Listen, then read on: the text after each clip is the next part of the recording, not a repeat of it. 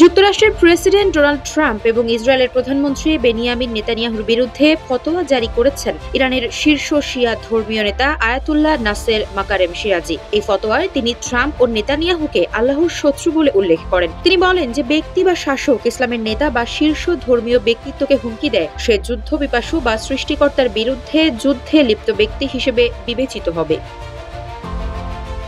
সোমবার এনডিটিভির এক প্রতিবেদন থেকে এ তথ্য জানা যায়। গ্র্যান্ড আয়াতুল্লাহ নাসের মাকারেম শিরাজি এই ফতোয়ায় বিশ্বের সব মুসলমানের প্রতি আহ্বান জানান যেন তারা ওই দুই নেতার বিরুদ্ধে ঐক্যবদ্ধ হয়ে কাজ করেন, কারণ তারা ইসলামী প্রজাতন্ত্রের নেতৃত্বকে হুমকি দিয়েছে।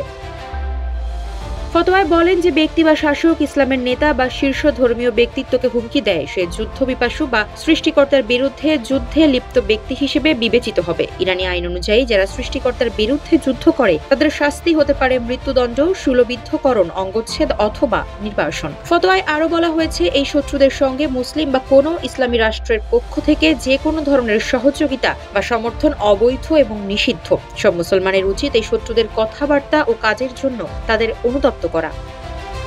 বাংলাদেশের প্রথম 5D AI ইনভার্টার যুক্ত সর্বোচ্চ বিদ্যুৎ সাশ্রয়ী যমুনা এয়ার কন্ডিশন। এছাড়াও এতে বলা হয়েছে, যদি কোনো মুসলমান তার ধর্মীয় দায়িত্ব পালনের পথে ক্ষতি বা কষ্টের সম্মুখীন হয়, তাহলে সে সৃষ্টিকর্তার রাস্তায় সংগ্রামরত একজন যোদ্ধার পুরস্কার লাভ করবে। এই ফতোয়ার পেছনে ইসরায়েল ও ইরানের সাম্প্রতিক সামরিক উত্তেজনাকেই কারণ হিসেবে দেখছেন বিশ্লেষকরা।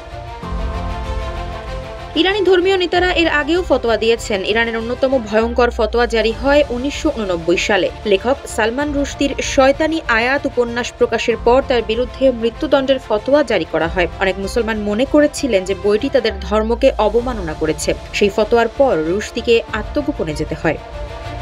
আফসারা নাজ, নিউজ ডেস্ক, ইত্তেফাক।